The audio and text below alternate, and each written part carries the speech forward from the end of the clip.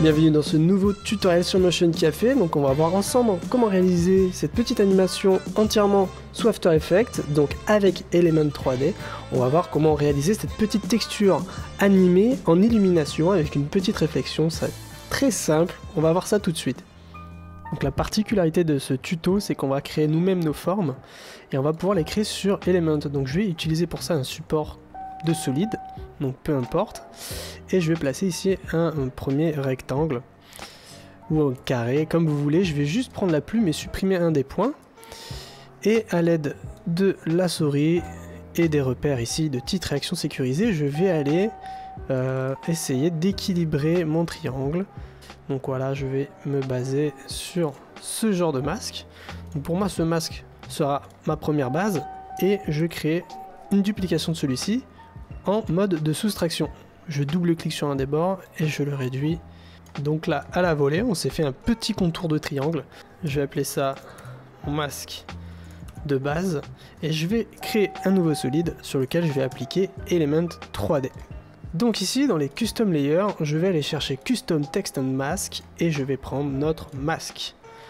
Customiser, donc je vais aller dans les configurations d'Element 3D et on va créer une extrusion avec le bouton ici extrude. Donc de base, il va prendre le premier masque de customiser, donc dans le premier champ, et c'est celui que l'on a nous sélectionné. Donc automatiquement ici on va avoir notre masque, donc c'est une bonne chose.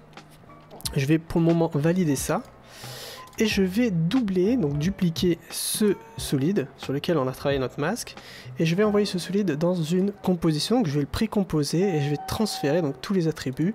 Texture 0,1. Voilà, ça sera notre première texture, c'est-à-dire qu'à l'aide de notre même solide, de notre même masque, on va avoir les mêmes références dans l'espace, et c'est dans cette composition que l'on va tout simplement pouvoir créer notre texture. Donc à titre d'exemple, je vais désactiver ce masque, je vais prendre ici les calques de forme et je vais par exemple créer des formes aléatoirement ici dans l'espace. Voilà, donc là on va avoir notre texture qui est censée travailler dans ces zones de notre triangle. Donc je vais aller chercher sur Element 3D, ici dans les Custom Layers, il y a maintenant Custom Texture Maps. Et donc là où joue tout le trick, c'est qu'on va aller chercher donc notre composition UV Texture 01 qui a les mêmes informations dans l'espace que notre masque de triangle. Je vais désactiver ici la visibilité et je retourne ici dans le setup de Element 3D. Ici, il va nous rester à configurer la texture, le bevel. Donc très simplement, je vais aller chercher ici les textures. Donc je vais d'abord aller chercher dans Illumination. Lorsque je clique, j'ai le Texture Channel qui s'allume, et ici, via la petite flèche, je vais pouvoir chercher mon Custom Layer. Donc entre crochets, on a notre composition. Et on voit bien nos 3 calques de forme. Donc lorsque je valide, ici il n'y a pas d'illumination, donc je vais aussi l'appliquer sur le Diffuse, se servir de l'illumination pour les lumières juste après. Donc là on voit que notre Diffuse n'est pas correctement appliqué, car si vous vous souvenez, notre calque ici, vous voyez qu'il ne correspond pas proprement. Il déborde. Et pourquoi cela arrive? Tout simplement parce qu'il va falloir ici préciser l'UV mapping qui est en ce moment basé sur une boîte en préservant l'aspect, donc l'échelle actuelle de notre composition et de notre forme dans la composition, mais nous on veut se baser sur l'UV, donc les informations de calque. Et si je clique là-dessus, on va avoir donc la bonne correspondance dans l'espace de notre composition en tant que texture. Donc là, on est propre. Si je réactive ici ma composition, on voit que ça se superpose plutôt bien. Il y a l'extrusion qui fait que ça se décale un petit peu. Et la magie opère. Il va falloir maintenant configurer un petit peu notre composition. Je veux vraiment que ma texture agisse en tant que lumière et pas simplement diffuseur. Ici, elle diffuse. Donc pour ça, on va se rendre un petit peu plus loin dans l'illumination. L'illumination, on veut que ça agisse assez fortement. Donc je vais mettre 100, 150. Et on va créer un sol, on veut une réflexion. Donc pour ça, on va créer via les objets primitifs un objet plane. Cet objet plane, on va l'agrandir considérablement, peut-être 50 par 50, et le placer juste en dessous via le gizmo. Donc ce plane, on veut qu'il soit réflectif, donc qu'il agisse en tant que miroir. Pour ça, je vais aller me rendre dans le Reflect Mode. Je sélectionne bien mon sol, donc je peux même le renommer. Et ici, on a l'option Reflect Mode. Et je vais l'activer en tant que Mirror Surface. Donc le principe, c'est que grâce à ça, il va pouvoir refléter ce qui se passe autour. Donc maintenant, je me rends sur la texture de notre sol. Et en diminuant les paramètres de diffuse à 0, il ne va seulement agir en tant que réflecteur. Donc la réflectivité, maintenant, on va l'augmenter. Donc je vais l'augmenter peut-être à 80. Nous allons voir ce que cela va donner par la suite. Un paramètre à ne pas oublier lorsqu'on clique sur notre sol, donc notre plane, dans les Reflect Mode, il faut désactiver l'environnement. Comme ça, on ne va avoir seulement la réflexion des modèles qui sont au-dessus de notre plane. Donc, on va maintenant jouer avec le glossiness, que l'on va réduire légèrement pour rendre notre sol un petit peu flou. Ici dans les presets, je vais me rendre dans les environnements par défaut et on va aller choisir un petit environnement comme le Basic 2K que l'on a juste ici. Je clique ici pour paramétrer notre environnement. On va créer légèrement un contraste et on voit la répercussion que cela a sur les angles ici de notre triangle.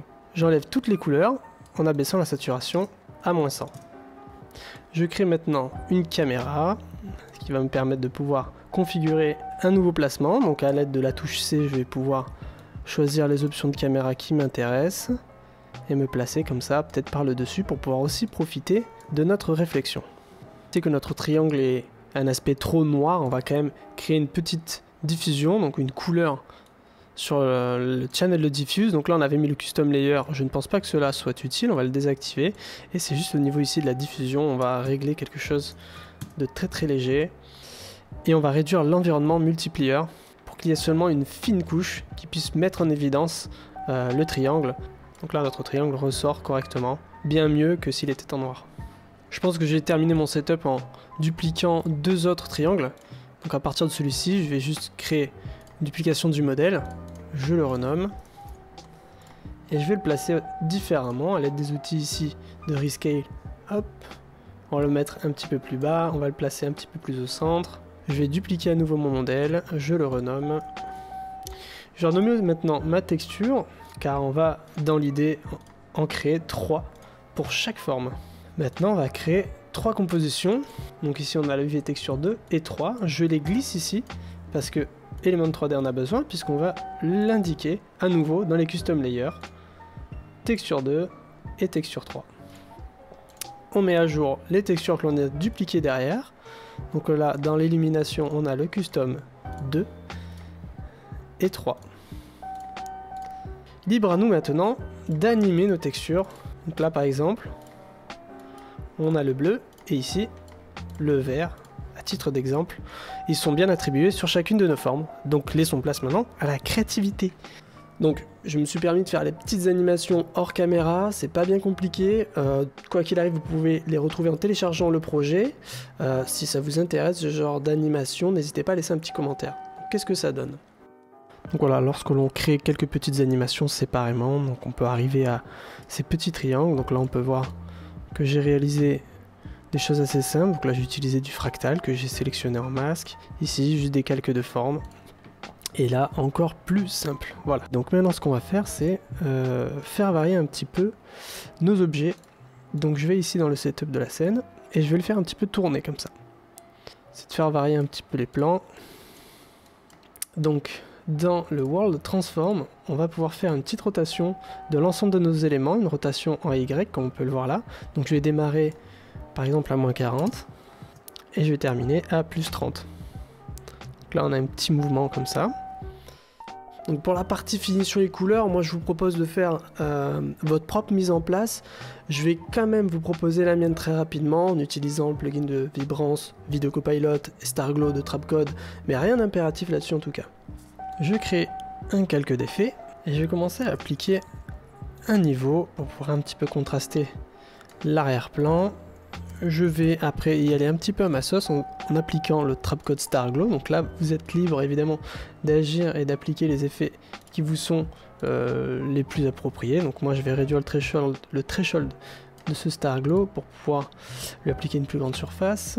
Je lui ai défini des couleurs par défaut comme électrique. J'applique par-dessus ce même calque d'effet le flou accéléré pour pouvoir un petit peu adoucir les angles. Et j'ajoute un mode de fusion d'addition. Donc là je vois que je peux contraster encore l'arrière-plan avec le niveau. Donc là je remarque qu'on a un rendu qui est assez bien. J'applique à nouveau un calque d'effet pour redéfinir les niveaux d'arrière-plan. Par-dessus l'ensemble, je vais placer l'effet vibrance de Video Copilot.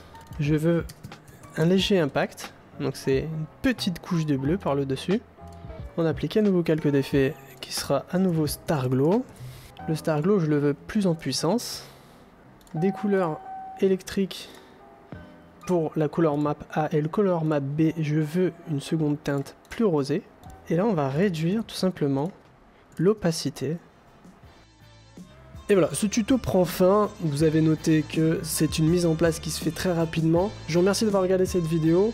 Je vous encourage à nous rejoindre sur le groupe Facebook pour partager. Il y a le site sur lequel vous pourrez trouver le projet de ce tuto et le forum pour agrandir la communauté. N'hésitez pas à liker, à partager. Et moi, je vous souhaite une bonne journée.